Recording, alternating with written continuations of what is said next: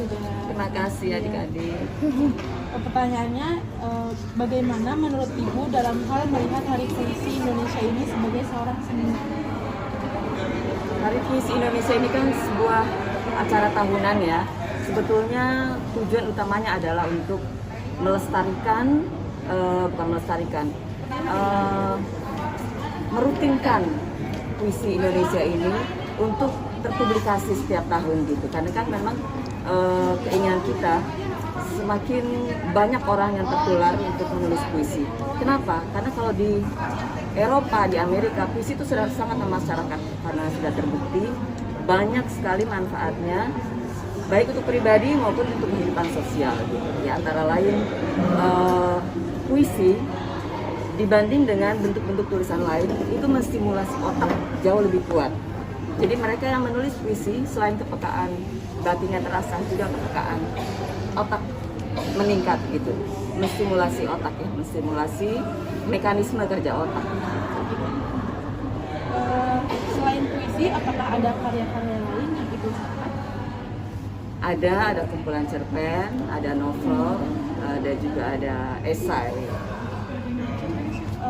Kenapa Ibu membuat puisi impromptu terjun? Impromptu itu kan artinya improvisasi ya, dari bahasa Perancis gitu. Jadi di sini saya berusaha memotret atau melihat keadaan di sekitar gitu ya, dan bagaimana ini bisa dituangkan.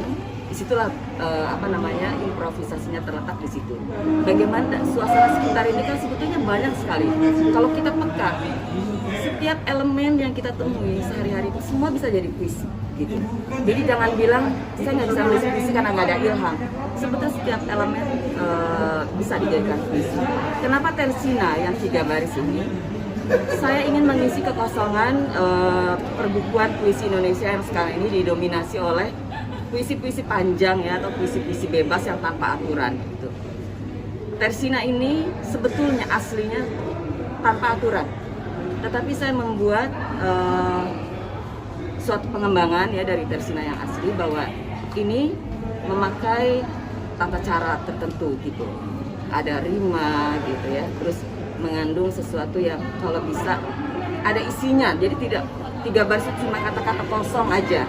Kan kadang-kadang ada cuma mau mengucapkan I love you aja ya, mengucapkan aku cinta padamu, panjang gitu. Sebetulnya kan intinya cuma mau mengucapkan itu gitu. Sebetulnya puisi itu bisa memuat begitu banyak pesan.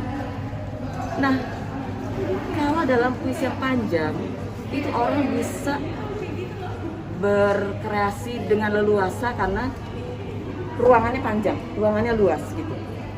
Bagaimana kalau kita disediakan cuma ruangan kecil ya, ruangan ini, dan kita harus ya mengisinya hanya dengan 3 baris saja, tetapi harus ada isinya. Nah, itu buat saya tantangan gitu. Dan seperti tadi saya katakan bahwa ini memang untuk menstimulasi kerja otak, seperti mengisi kata silang sebetulnya gitu. Karena jarang, bukannya tidak ada, masih jarang gitu. Jadi saya mengisi kekosongan ini, puisi-puisi 3 baris, puisi-puisi mini. Kenapa memilih judul tersebut yang berasal dari bahasa Prancis dan Italia? Tidak ada alasan khusus. Pertama, memang saya ingin memasyarakatkan istilah Tersina gitu. Saya berusaha dalam setiap apa yang saya sampaikan, baik dari depan sampai ke dalam, itu memberikan informasi baru gitu ya. Sebetulnya Tersina, distikon, sextet, oktet, segala macam itu istilah lama gitu. Tapi karena tidak ada yang menginformasikan atau mengulang-ulangnya lagi secara resmi, itu hilang gitu.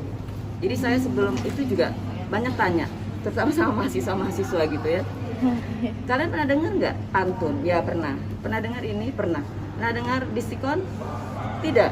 Pernah dengar Tersina? Tidak. Nah, siapa? Ini kewajiban siapa? Ini kewajiban penulis. Bagaimana adik-adik bisa tahu gitu ya? Apalagi untuk mereka yang kuliahnya di jelas-jelas di sastra gitu ya. Kalau tidak ada yang menulis, mereka tidak akan tahu gitu. Nah, saya ingin mengisi kekosongan itu. Impromptu, karena tadi seperti diterangkan tadi ya, impromptu adalah istilah musik. Semua buku saya memang menggunakan istilah musik. Ada kantata, ada sonata dan sebagainya. Nah di sini karena yang saya tulis adalah tersina, sebuah lahan kecil puisi yang bisa memuat banyak hal sebetulnya, bisa melar dalam arti maknanya, bukan dalam kata-katanya ya, dalam pilihan diksinya gitu. Jadi impromptu itu untuk menandai kesukaan saya pribadi terhadap musik. Tersina ya nama genre ininya ya, genre puisinya gitu. Sebenarnya makna puisi bagi ibu itu apa sih? Puisi itu kan sangat luas ya kalau didefinisikan. Puisi sudah banyak sekali didefinisikan. Ada yang mengatakan bahwa ini ungkapan perasaan hati yang terdalam. Ini sebuah channel atau kanal untuk meluapkan apa yang ada di dalam. Banyak sekali. Tapi untuk saya, puisi adalah sebuah medium yang bisa digunakan seseorang untuk pertama, bukan hanya sebagai luapan perasaan, tapi juga bisa untuk mengedukasi. Bisa dijadikan media kampanye. Kita mau kampanye apa? Kampanye membaca, kampanye hidup sehat. Itu bisa disampaikan dalam bentuk puisi. Karena berbeda dengan kalau kita menyampaikan dalam bentuk artikel yang panjang dan sebagainya. Puisi adalah satu pilihan lain di mana orang bisa membaca dengan sekaligus pertama mendapatkan informasi, yang kedua menstimulasi otak dan perasaan dengan disajikannya diksi-diksi yang indah gitu. Kalau di artikel yang biasa kan pilihan diksinya biasanya umum ya. Sementara kalau dalam puisi mungkin kita bisa bertemu dengan biang lala sebagai ganti kata dari pelangi misalnya, atau miskala dan sebagainya itu. Di puisi, kenapa orang akhirnya kepekaannya bertambah dan daya pikirnya lebih kuat? Karena dia akan berusaha mencari kata-kata yang memang tidak biasa disampaikan oleh artikel umum gitu. Nah bagi saya secara keseluruhan, puisi adalah sebuah medium yang bisa memberikan manfaat positif baik buat penulisnya maupun orang yang membacanya. Ini adalah sebuah kehidupan bisa termaktub juga dalam puisi. Kenapa ibu memilih puisi 3 baris untuk impromptu terzina? Kenapa tidak memilih puisi 4 baris? Tersina kan artinya puisi 3 baris.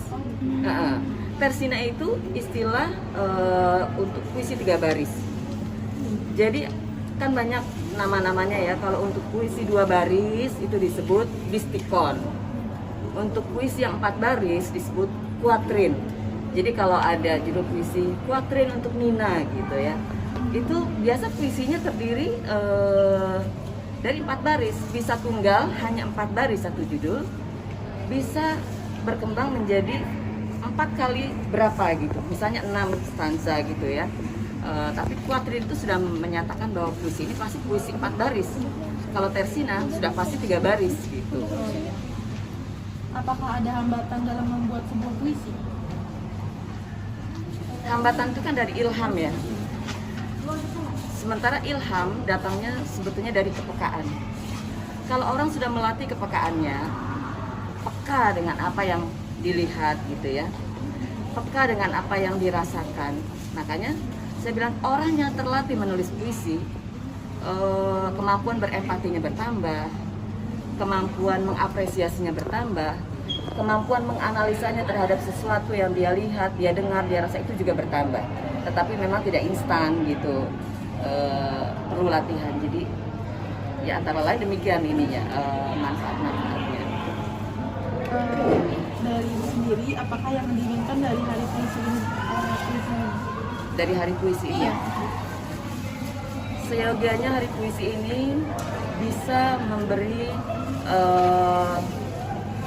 semangat kepada masyarakat ya, terutama yang muda-muda, karena kan perlu regenerasi ini. Penyair-penyair mereka akan beranjak tua, kemudian menghilang mungkin ya. Bagaimana hari puisi ini selalu memberikan spirit dengan membuat banyak kan acaranya ya, seperti tahun ini ada lomba menulis atau mencipta puisi di Facebook, lomba buku puisi gitu. Itu tak lain tak bukan sebetulnya untuk merangsang animo dan kreativitas masyarakat, terutama anak muda, yang sasarannya sebetulnya anak muda. Bagaimana kita bisa menciptakan generasi-generasi baru gitu. Makanya Hari Puisi ini rutin diadakan, apapun alasannya dan apapun halangannya, termasuk pandemi ini kan. Sekarang ya sudah 2 tahun pandemi, tapi Hari Puisi Indonesia tetap jalan dan animo untuk mengikuti lomba terus berlimpah. Jadi alhamdulillah setiap tahun jumlahnya selalu bertambah.